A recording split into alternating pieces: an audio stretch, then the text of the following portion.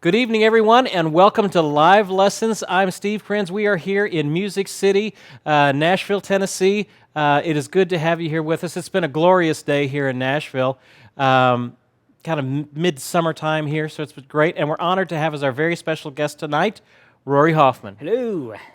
Rory, thank you so much for being here. Glad to be here yet again. Yes, Rory was here two years ago, and we just had one of our best live lessons ever. So hey, I'm here to fix that this time, not make it quite so good. This is going to be, I can already tell, this is going to be a great live lesson. Hey, if you can, type in where you're from. That's always fun for me. I'm already seeing folks do that. Mount Vernon, Washington, hello to you guys. Clarksburg, West Virginia. Hamilton, Ontario. Denver, Colorado. Staten Island, New York. Toronto, Canada. Asheville, North Carolina. Kauai, Hawaii. Hey, welcome. Ooh. Glad you're here. Donna, Texas. Thibodaux, Louisiana. I see lots of Canadas coming by. Man, they're coming by so fast now. I can't keep up with them. If there's anybody from South Dakota, make some noise. That's my people. Yes, or yes. North Dakota. Anybody from the Dakotas in there, let us know. London, England, I saw go by. Cool. Trinidad and Tobago, I saw go by. Nice. Wow. Wellington, New Zealand. Wow. I want to go. Can you get me a gig there? Wellington, New Zealand. That is a long, stinking way from here. So thank you all so much for completely blowing the next hour with us as we're going to be here talking about guitar, talking about No Excuses Guitar. This is No Excuses Guitar Month. We kind of had proclaimed that. We'll talk more about that a little bit later, but we had proclaimed June as No Excuses Guitar Month, and I can't think of a better person that exemplifies not having any excuses with guitar playing is Rory. So thank you so much, Rory, for being here with us. My pleasure. Can you play us something to get us started out? What are you going to play for us? I'm going to play an oldie but a goodie song from the swing era called Stompin' at the Savoy. Great.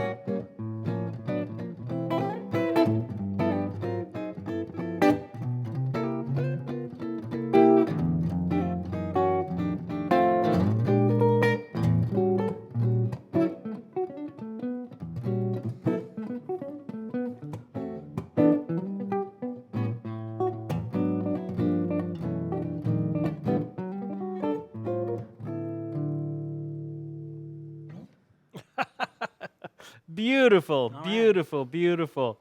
Wow, absolutely fantastic, Rory. Oh, thank you. Wow. Okay, let's just talk for a little bit. How'd you get it started playing as a blind kid? How did guitar come into your world? Grew up in a musical family. My dad, my uncles, my sisters, my aunts, my grandpa. There were instruments all over the place. And so I wanted to learn how to play all of them, which I kind of did. And so, I was performing on stage from the time I was, 3, 4 years old. Yeah. And Wasn't grew up in South always a Dakota. guitar player. Yeah, I grew up on a cattle ranch right on the border of North and South Dakota. Yeah. And, on weekends or, whenever we weren't in school or whenever Dad could get away from the farm work, we'd go out and play churches. We were mostly a gospel band at that time.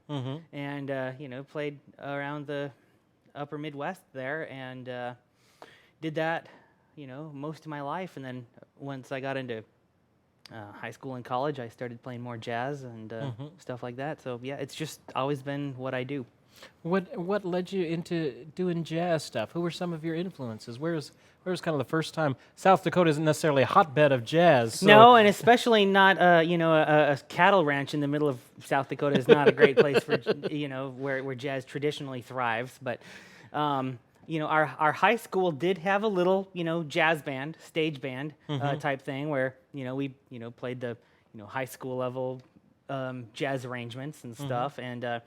I was the pianist in that for a while, and then I was the guitarist. And then, of course, when I got into college, I really got a lot more into it. I studied piano and saxophone in college because I couldn't find a guitar teacher who was willing to, keep teaching me this way of playing guitar. Yeah. So I didn't study guitar, but I studied piano and saxophone, and of course, a lot of jazz was involved in that. Yeah. So. Yeah.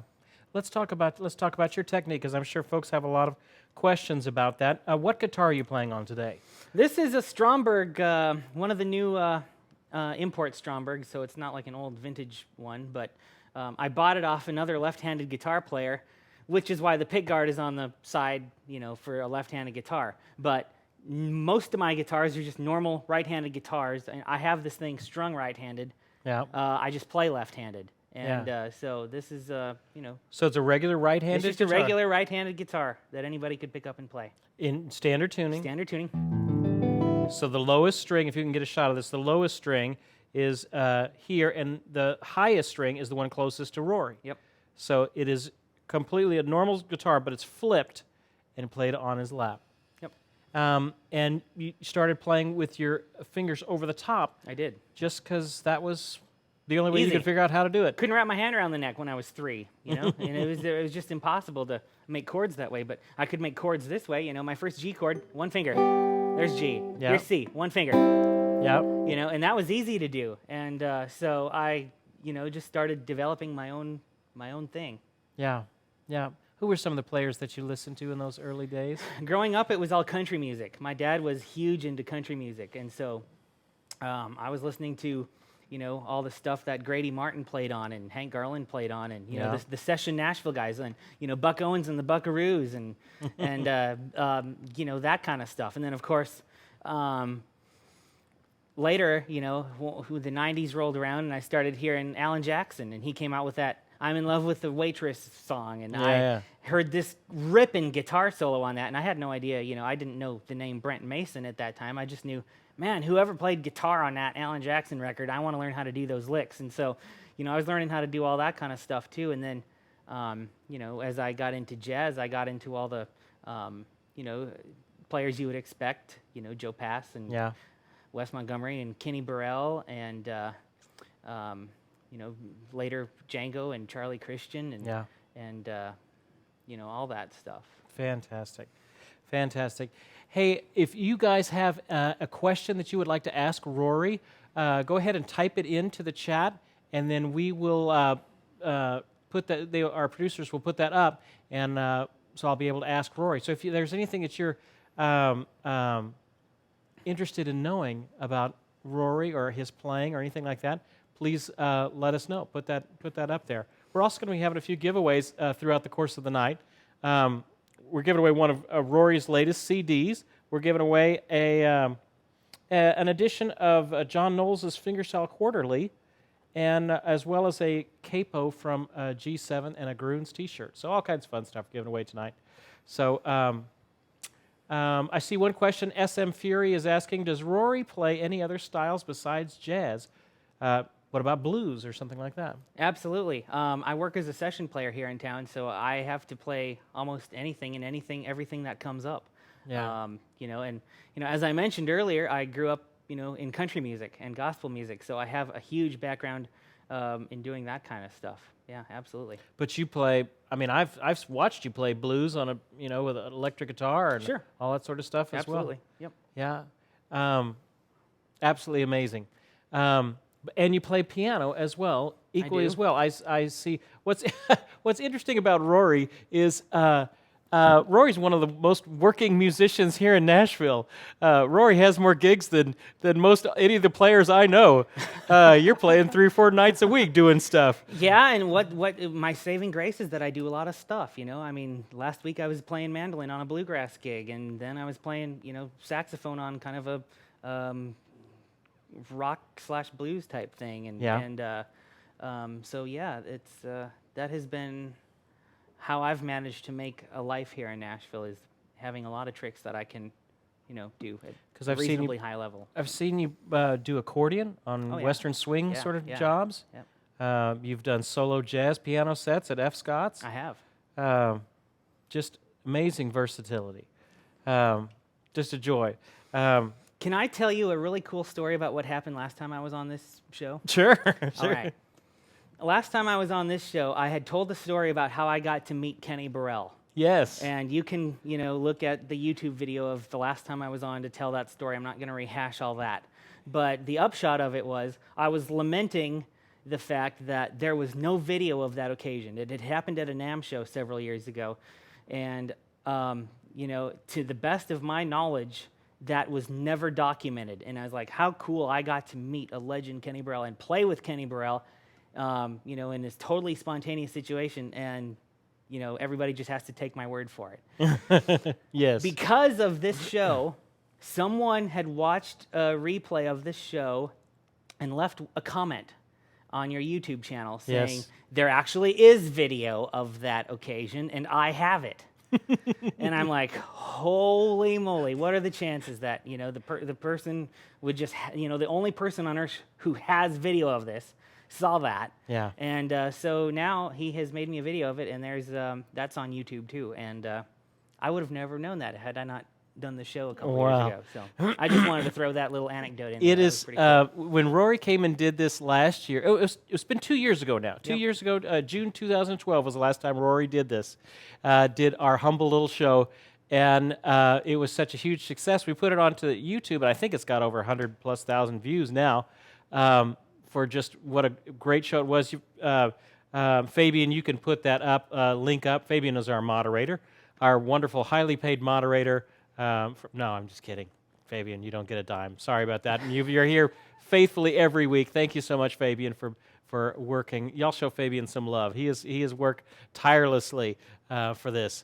Let's see. We've got a question up here. Skip Disc 1 is asking, do you prefer an archtop guitar and other hollow-bodied instruments? I guess it depends on the style. I do for jazz. Yeah. You know, if I'm going to do chicken picking stuff, I want to have my telly with me. But for jazz, for the kind of stuff we're doing now, and for the stuff, I mean, my passion is swing music and jazz music, and that's kind of what I like to do most. And so in that respect, yes, I like playing archtop guitars. Yeah, I know. I've seen on your website. Rory has quietly kind of gotten quite a name here in Nashville, and some of the best guitarists in town, from Keith Urban to Brad Paisley, have all said very nice things about you. They have been very complimentary people in print, so it's like verified. Yeah, so. Yeah. You have become quite a staple here in Nashville, and you've been a part of Muriel Anderson's All-Star Guitar Night. Yeah, that was cool. Yeah. Yeah. And then there was the String Fever. The String Fever with guitar Vince Gill, yep. and that was cool. I got to be on the same stage with Dwayne Eddy and Marty Stewart and Steve Warner and all these big time players. Yep, I know one of our good friends has been on the show many times is Jack Pearson. Oh, absolutely. And as I was researching for this show, I came across a video of you and Jack Pearson playing. Yep, at the Merle Anderson's guitar night. Yep. Yeah. What a fantastic player. All right. If you were a beginning jazz player, who would you suggest folks listen to as far as guitarists? You know, I'm terrible at that kind of thing just because I listen to so much stuff and because I don't just play guitar. So I never really got in this zone where I was like, fixated on this one player. Because, I was listening to Oscar Peterson play piano at the same time as I was listening to, Wes Montgomery play guitar at the same time as I was listening to Dexter Gordon play saxophone, I don't know. I mean, I don't know that I could like pick a player. I mean, just listen to the tried and true tested guys, the names that have lasted forever. And it kind of depends on what your style is. I mean, if you like Pat Metheny style jazz, listen to Pat Metheny, But also, that being said, listen to stuff maybe that you don't think you like. Yeah. I really, strongly advise that because you can get something out of it. You can get an idea from it or a thought. Or an inspiration of where these people are coming from, that you can import into your own playing, even if it's not your big passion. Yeah. Let's talk about a little bit about your technique. And David, can we get a tight shot of Rory's hands? If you could just kind of play a little bit, Rory, and let folks see how you're doing some of the picking and the fingering that you're doing. So you are using a pick between your thumb and first. I've got it here, and then, I'll use it a lot, like when I'm doing...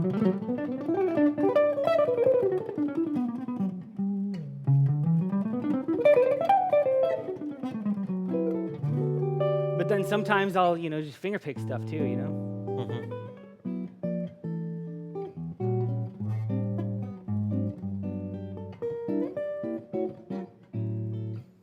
Beautiful. And you did go to college, so you did have some formal music training in there about music theory and all that sort of stuff. Mostly what that did was just gave names to stuff I already knew how to do. Yeah.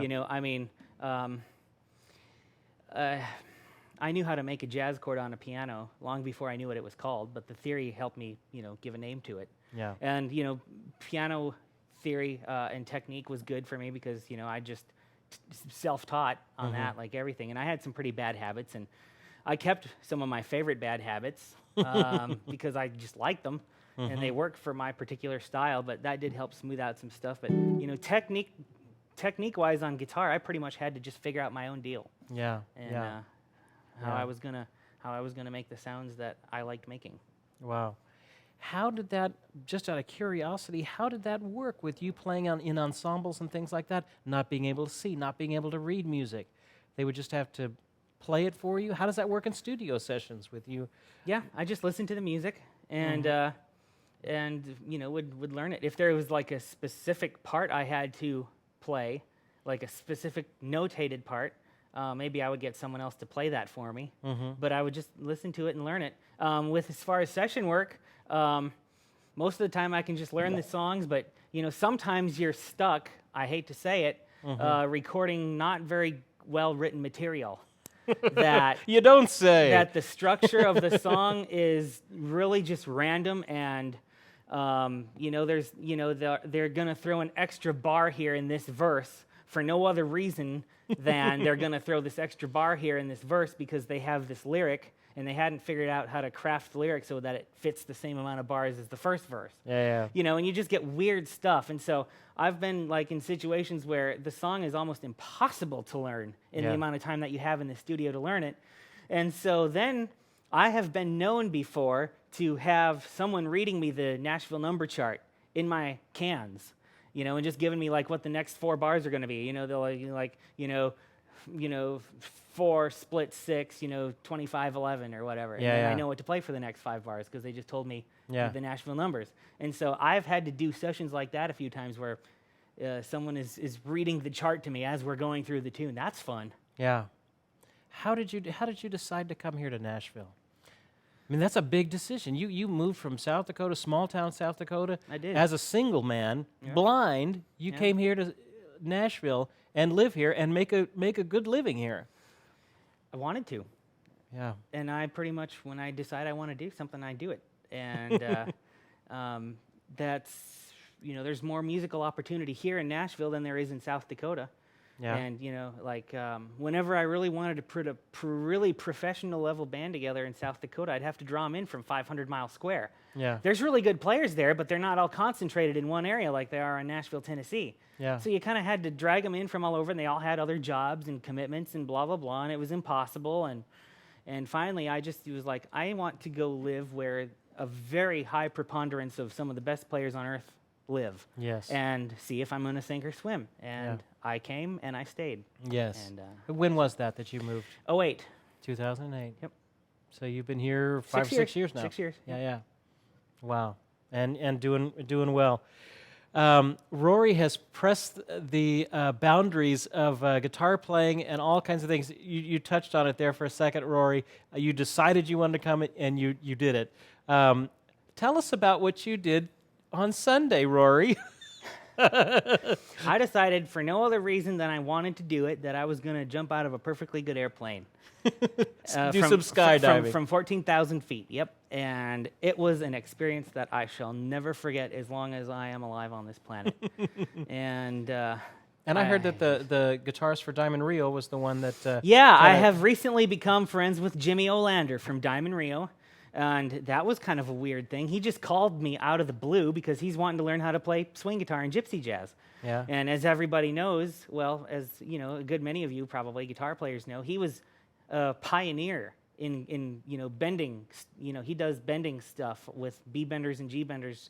He plays with this country group, Grammy Award-winning group called Diamond Rio, and I would study their records a lot when I was in high school and college. And so anyway, he calls me up because he heard that I'm a swing guitar player and gypsy player, and he wanted to know how to do that. And so I've been going over to his house a few times, and in the process of getting to know him, I found out that he's done close to 800 jumps as a skydiver. Skydiving, yeah. And so I was like, okay, well, I guess this is the person I need to ask about how we can make this happen for me. And so, he was able to facilitate helping me make that happen. And so on Sunday, you went out and jumped. There is actually a video of that. I did. Go to my Facebook page. Yes. Rory has 2 Facebook pages. His Rory Hoffman Facebook page. Then there's also, Fabian, I gave you the link to this. That is Rory's Story. Yep. And that's on Facebook. That's the fan page. So anybody can go in there and you can see the video. Fabian, perhaps you can... Oh, I see you already got it up. And watch Rory. It is hilarious fun watching you jump out of a plane. Yeah. Do that. Absolutely incredible. All right. Jimmy Olander, he's been their guitar player for 30 years. a long, long time. Yeah, a very long time. Yeah, I've heard the name. We've never met. Yeah, he's a very, very nice guy and a pioneer player. We would the love stuff to- he came up with on the Diamond Rio records is one of a kind. Wow. We would love to have him on the show sometime. I had a question here. Iron Couch 70 is asking, Rory, what is your favorite jazz tune? That's hard to say, I would say. I would think. There's just too many. I don't know. I don't know. I have, thousands of tunes in my head, and to just, pick one off the top of my head, Yeah. I'm afraid I just really couldn't answer that. Yeah. That'd be a tough one. Neil ES335 is saying, did Rory ever meet Jeff Healey? I'm sure you get that question a lot. Jeff Healey's another famous Have you ever heard blind. of Jeff Healey? Have you ever heard of Thumbs Carlisle? Those are the two that I always get. And it's like, yes, I've heard of both of them. But no, I never got to meet Jeff Healey. Yeah. And never had that experience. And when I started to teach myself to play guitar, I did not even know who he was. Yeah. I didn't know who he was until much later in life. So it's not like I was a kid, setting out to, there's this cool blind guitar player who plays guitar on his lap. I want to do that. I had no idea of his existence when I started to do this. But Did he play the same way that you did? Standard string guitar, upside down on the lap? I knew he played on the lap, but I think he might have played it the right way around, though. I don't think he played it lefty. Mm-hmm. Yeah. If my memory serves me correctly, he didn't flip it around and play left-handed on a right-handed guitar. Yeah. Fantastic. Well, let's. Is there any more questions? B. Fitzpatrick 24 is saying, does Rory use any effects or pedals?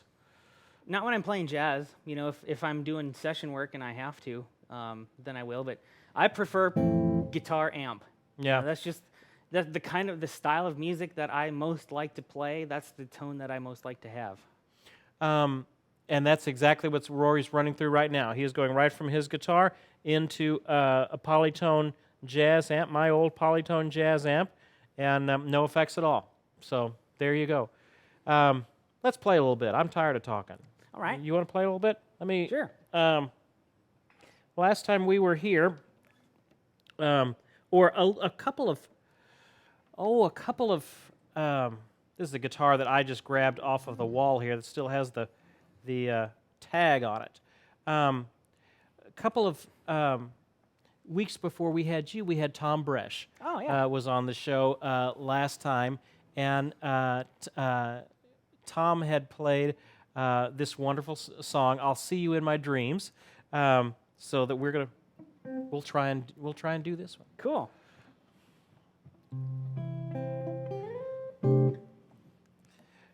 Why don't you start us out?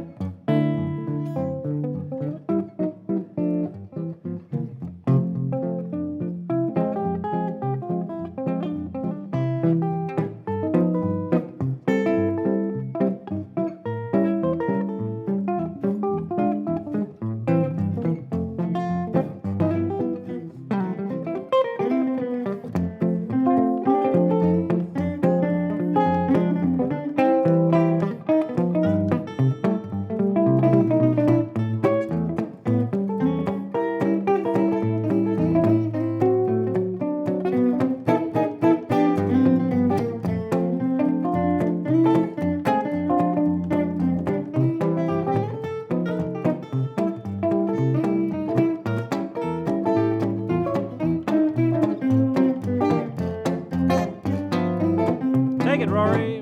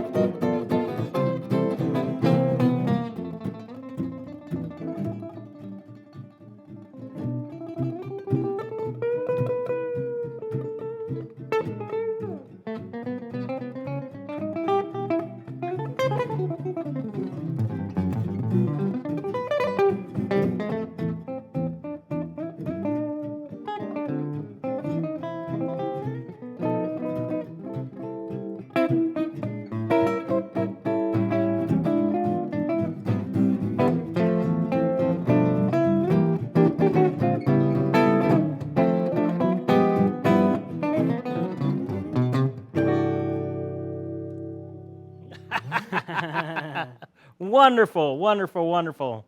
Wow, Rory, so great playing with you. Wow. All right, we'll let Rory take a rest here just for a second while we do a couple of things. Let's give away something. We're going to give away a Gruhn's shirt from Gruhn Guitars. We're so thrilled to be here at Gruhn's. You know, if you ever are visiting Nashville, this is one of the best guitar stores on the planet. You can check them out at gruhn.com, Gruhn.com, or guitars.com, and see a little bit of the history of this amazing, amazing store. I literally just walked up to the wall and grabbed this fantastic guitar off the wall, of which it was one of a dozen I could have grabbed. This is the place. If ever you're in Nashville, make it a point to drop by Gruhn Guitars. Someone is going to win this great Gruhn guitar shirt from right here in Nashville. The winner of this is Stratocaster 68. Stratocaster 68, congratulations. You have just won a great Gruhn's shirt, extra large, so hopefully that'll work for you. And what you need to do, Stratocaster 68, is give us an email at service@stevekrenz.com.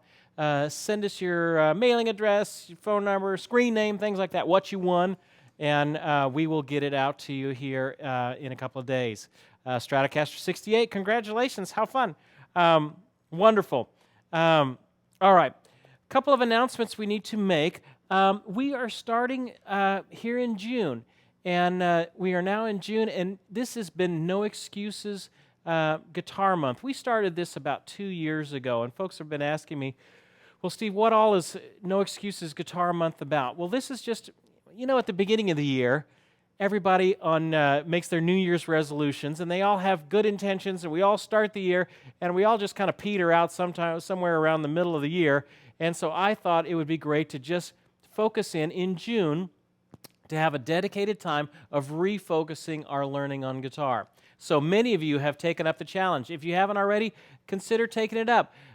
Here's all that you need to do. This is more for you than it is for the event.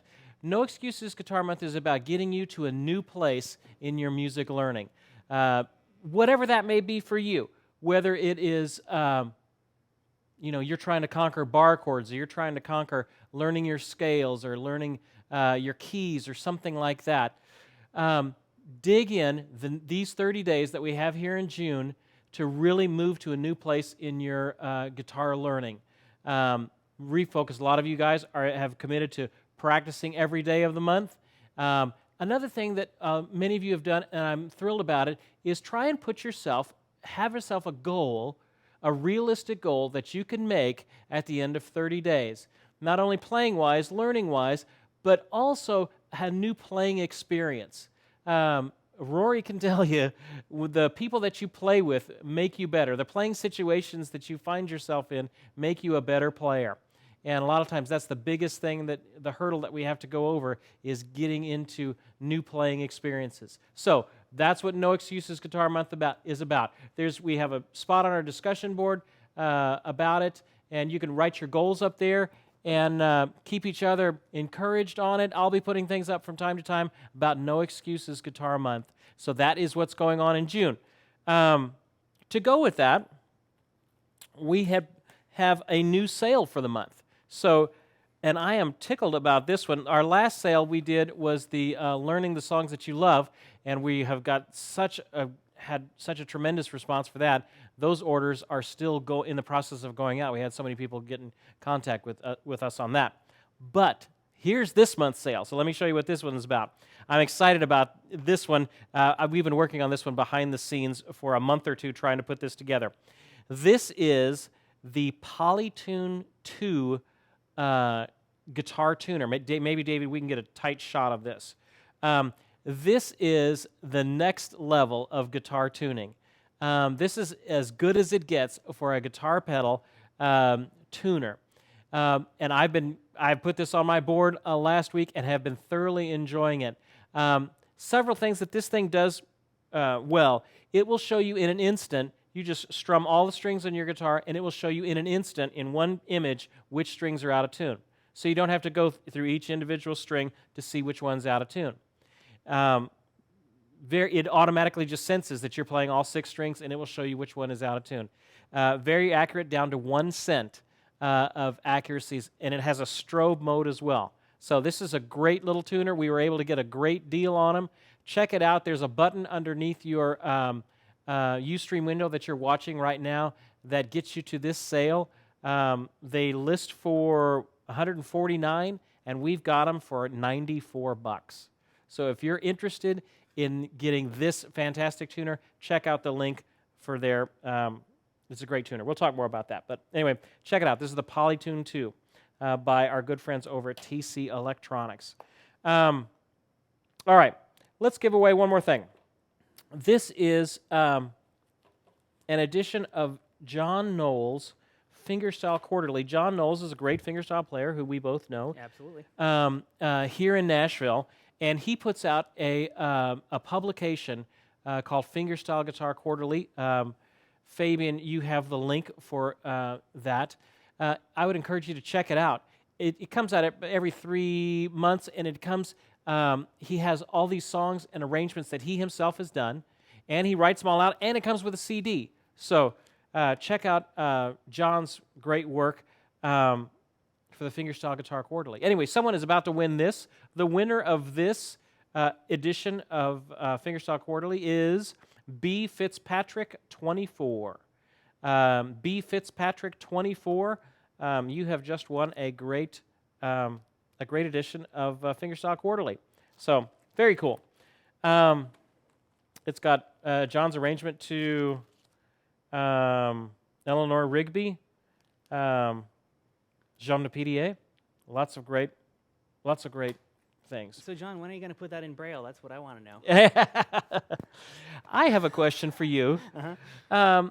Rory, you are amazing. You get yourself to and from gigs, schlepping gear around just like the rest of us, finding tones with guitar effects pedals and all that sort of stuff.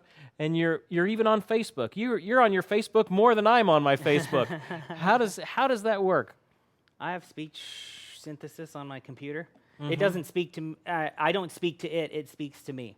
Mm-hmm. So basically, what shows up on the screen, it will speak to me in synthetic speech, like your GPS has or something. Only it's much faster than that because I've been listening to synthetic speech since I was 8. Mm-hmm. And so I just have it going really fast. And so I go onto Facebook and I learned how to type on a regular computer keyboard, and I type and it tells me what I'm typing, and then if you comment back to me, it tells me what you commented, and that's how it works. Absolutely amazing.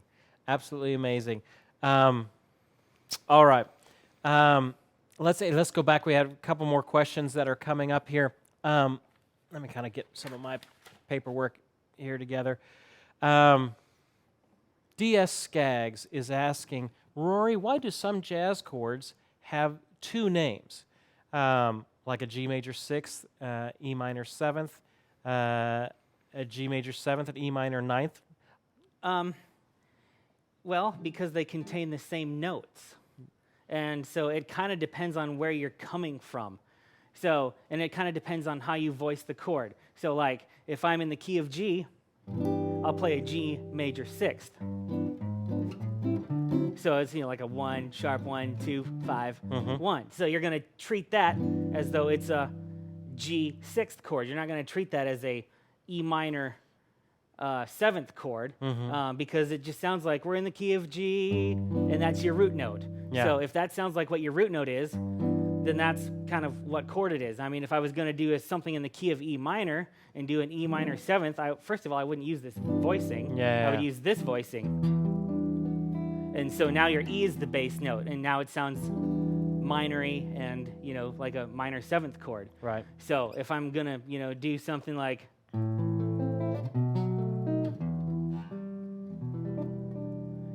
now it's an E minor 7th chord because I do an A minor, a B7, and an E minor 7, So it kind of depends on A, how you voice the chord, and B, what the chords are near to it, which kind of helps you determine which chord it actually is. Yeah. The context of a chord Yes. makes all the difference in the world. What the bass note is that is what your ear will kind of hear as the root of that chord, or as a basis for that chord, and then also the harmonic context that it's in. So you're exactly right. A G major and E minor kind of share a lot of the same notes between them, and it all depends on what's going on in that chord progression. Yep. Is kind of where those are landing and how they're being interpreted by your ear. And the more advanced you get into jazz chords, the more ambiguous that all becomes. Yeah. Because you could call it a C dominant, sharp 11th, 13th chord, or you could just call it a D over C7. Yeah. It's the same chord, but it just depends on how you want to call it and what's happening near it. One of the things that I'm fascinated with your playing, Rory, is you use so many just traditional chord forms. The G6, these other forms that you're using are traditional forms, yet you're playing them a completely untraditional way. Yep. But with your reaches, how you're playing it like that, you're probably able to get a lot larger reaches of chords than we are. Like if I'm wanting to do like the Count Basie tune, Little Darlin' or something, it's like, so that first chord is a D ninth, or a G ninth, sorry. But I'm not going to do it like that because that's how everybody does it. I'm going to do it like this. Which is a 1, 2, 3, 4, 5, 6, 7, 8, 9 fret stretch right there.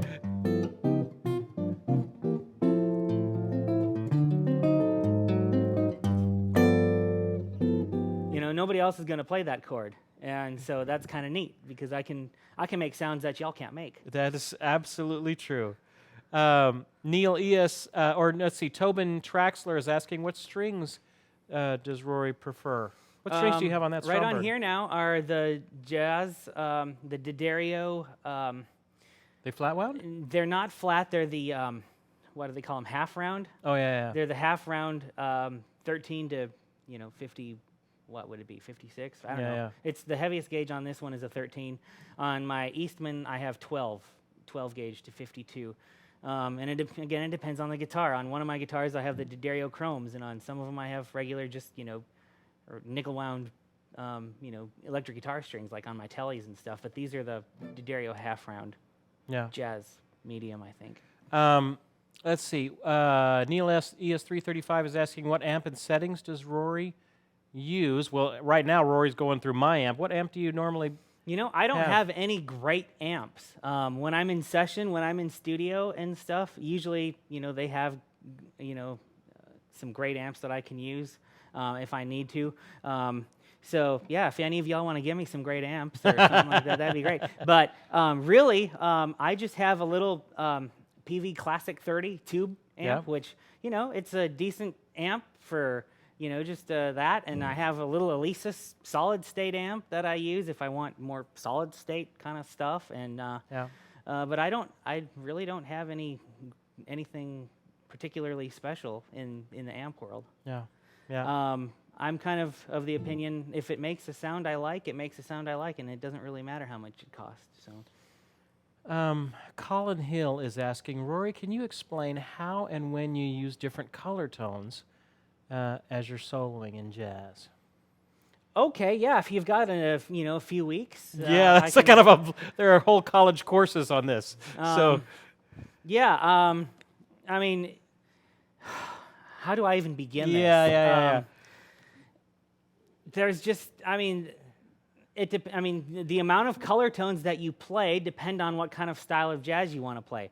If you're playing more swing jazz, all those color tones didn't exist in the 1930s. People weren't thinking that way. But if you're playing post-bop stuff, you're going to use a lot more of that kind of stuff. But, like if I'm doing like a 2-5-1 progression, 1-6-2-5-1, I'll do, start with a color tone.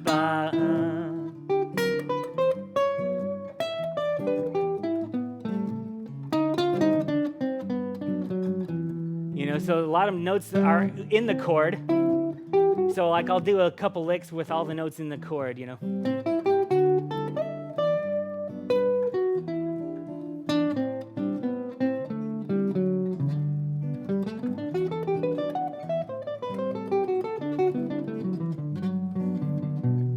everything that I've played there is just in the G major scale. We're in the key of G. I haven't departed from the G major scale at all. And you can play pretty cool stuff just staying within that scale if you know how to think.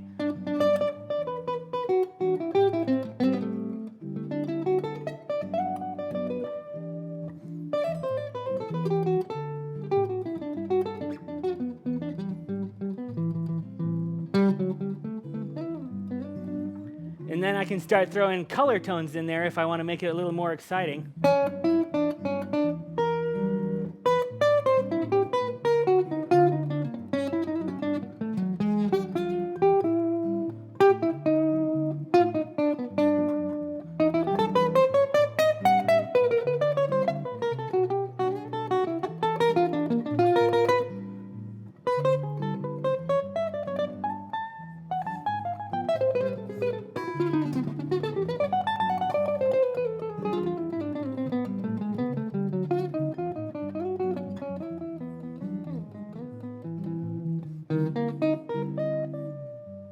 You know, so that just kind of expands the jazz language more, using a lot of flat ninths or sharp 11ths or passing colors.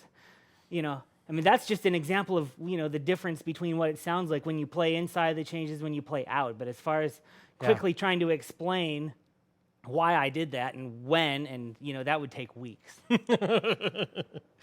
The moral of the story is, learn what tones are in these various progressions. You should be able to look at a chord, G major 7th, and know that inside of that chord is a G, B, D, and an F sharp. You should know that in an A minor 7th is an A, C, E, G. And then from that framework that you know that these tones are coming off and on depending what's going on in the progression, you can build these various colors around it. You can stay on those tones. You can choose to lead into those tones or dance chromatically around them. And I would say what's really important is to know what those tones sound like in your head. So like if we're playing a G, can you sing the major 7th? 1, 3, 5, 7. Because if you just happen to know that, okay, I can reach an F sharp in this chord and it'll work, that's one thing. But if you actually know in your head what that note's going to sound like when you hit it, then you can think about what color tones to play around it. So, you know, if I want to do a flat 5 in the chord, so I'm holding down a G major 7th. So I can hear in my head what that flat 5 is going to sound like. 1, 3, flat 5, 5. So, you know, I can just, because I know that, you know, it's a matter of I know what the note sounds like. I'm not just, you know, mathematically aware that there's a D note in that chord. I'm consciously aware of what that D note sounds like in that chord, so that if I want to do a color tone leading up to it,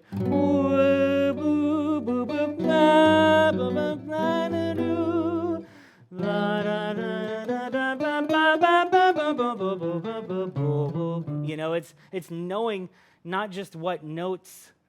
It's not just knowing what the notes are, but knowing what the notes sound like, so that when you're making a line, you know what note you need to hit to make that line that you want to make. Yes. Great question. All right, it's about time to land this plane. Let's give away. Let's take one more question that we had written online. Bike Diva from Westchester County, New York, asked on our forum. She had read the newspaper article where you were in the Tennessean, how you can play 15 instruments. Mm-hmm. I'm curious, which is your favorite? Perhaps it's not the guitar. And can you tell us about your collection of guitars and which one you like to play the most? And why, I guess. I have a lot of guitars. You know, I have 3 archtops. I have an Eastman, which I really like as an acoustic instrument. It has a pickup in it too, but you know, single floating pickup, kind of like this one. Well, this is a smaller body, gives it a different sound. I have the Godin Kingpin, which has the 2 P90 pickups in it, and then I have the Stromberg, so those are my 3 archtops. My main acoustic is a Larrivee, which I really like. I have a Strat, I have a Tele, I have a Blade Texas Standard, I have an old Ventura something or other, which is a Les Paul kind of copy guitar. I have one of the Saga Giton gypsy jazz guitars. I have a resonator guitar. I have a classical Alvarez something or other classical guitar. I Yeah. don't do much nylon guitar, so Yeah. that one's good enough for that. Yeah. And of course, I have 3 banjos and 2 accordions and a couple mandolins and 4 saxophones and 2 clarinets and 3 keyboards and 10 Jews harps and 3 dozen harmonicas and everything else. So Yes. lots of stuff in my house. Yes. Not even enough room in there for a girlfriend, unfortunately. It's really a sad type of situation that I'm in. But so that's kind of what was the rest of the question? Oh, my favorite? I couldn't really pick a favorite. If I had to give up everything and only play one thing, it would be guitar. But that's just because the way I play it has become kind of a recognized thing. Yeah. I don't hold the piano funny when I play it. Yeah. And so even though I can play piano well, it doesn't really stick in people's minds as much as, oh, that's the guy who plays the guitar on his lap and backwards and does it all wrong, And so it's not necessarily maybe because I like guitar more. I mean, I love playing a piano gig when I get them. I love it. But, if I had to give up everything, it would probably be guitar because, guitarist is what most people think of me as. Yeah. Yeah. Rory's got a website, roryhoffman.com. Fabian, maybe you can put that up. Or Fabian, you can put that up. And there's actually a link. If you go underneath your Ustream window, there's kind of a greenish button that says Rory Hoffman on it, and that will get you to Rory's website. You can learn more about Rory and some of the fantastic projects that he has put out. And as well, his sister has put together this fantastic book called Rory's Story. And this is actually a Facebook page, too, that his sister maintains. And this is an amazing book about all that Rory has been through and has conquered and has come through. Mostly my growing up years. It's kind of everything that led to me deciding to be a professional musician. It doesn't really go into too much of my, adult career or nothing like that. That's, she's kind of still working on that book maybe. Yeah. This is kind of all about, a lot of people, have the questions about, what was it like growing up? I was one of 4 blind siblings. And so what was it like, being one of 4 blind siblings on a cattle ranch? And what was it like being in a family band? And how did you deal with going to school and blah, blah, blah, and all this kind of stuff that, people tend to be curious about? Well, it's all in there. Yeah.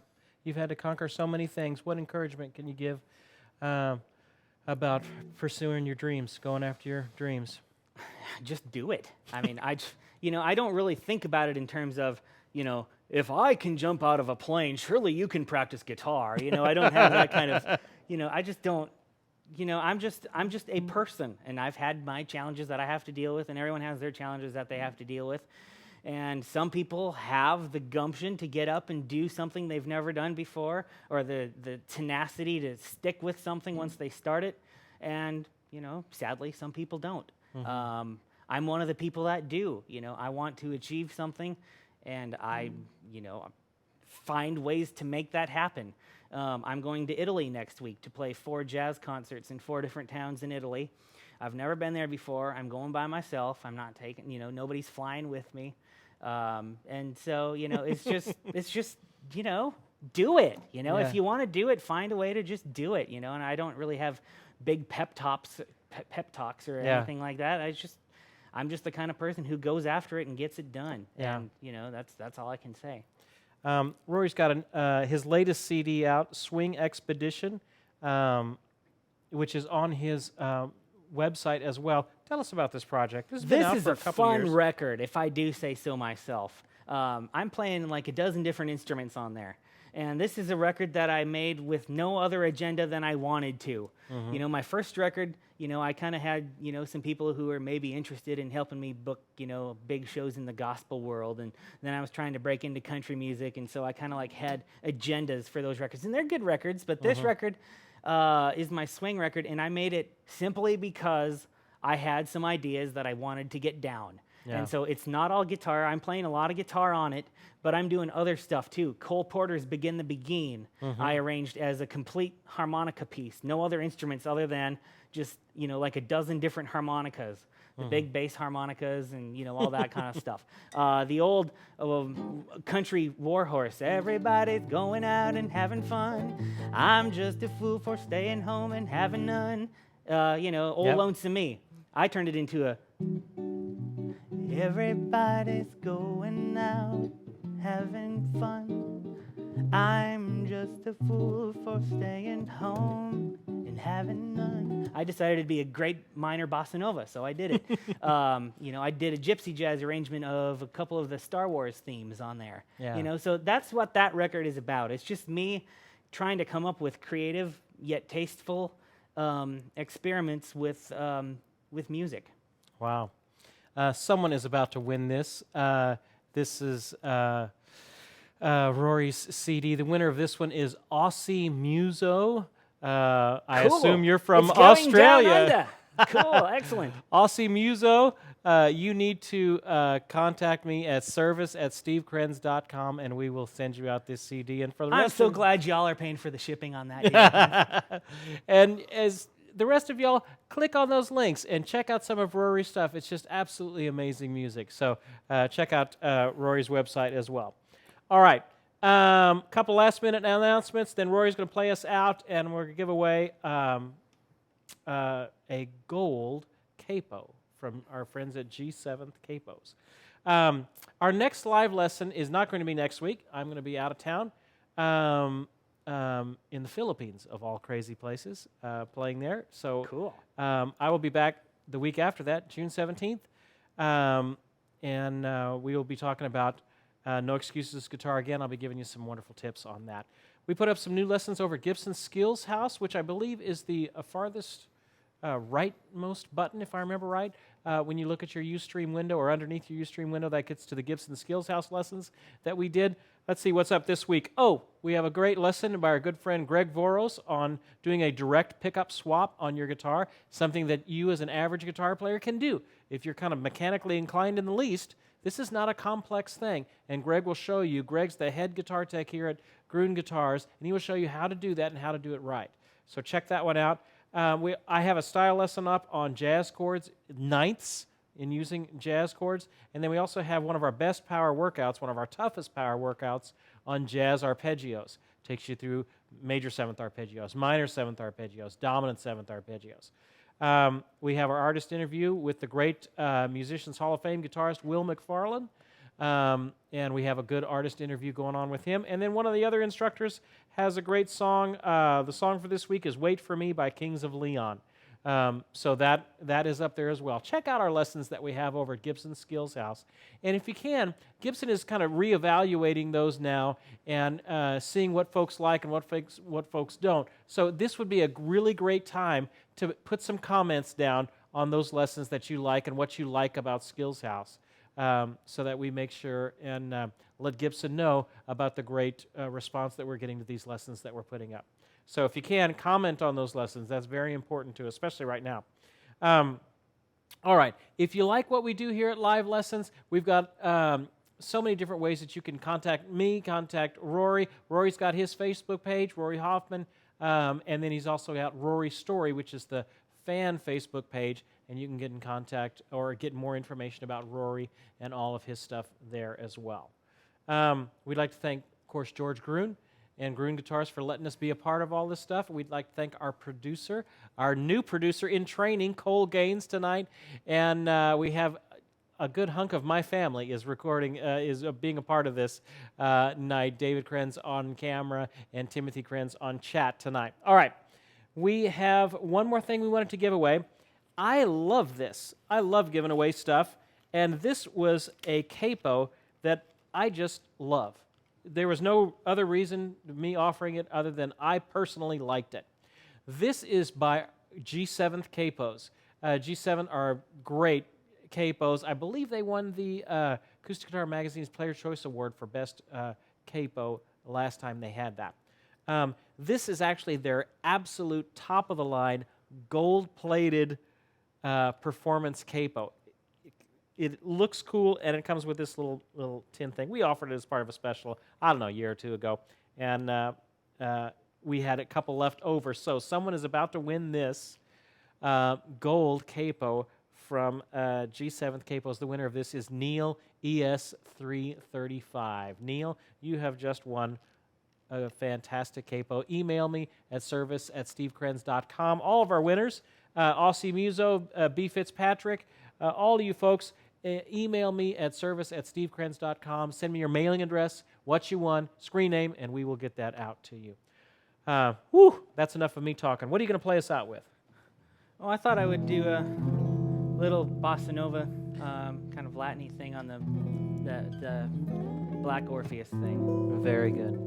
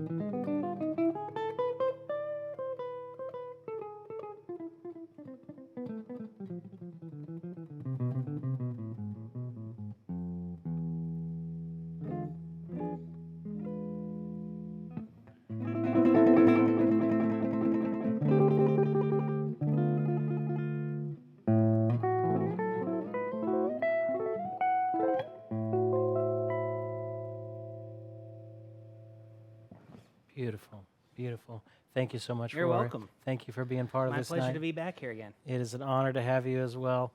Thank you, everyone, for joining us tonight. We will see you all next time.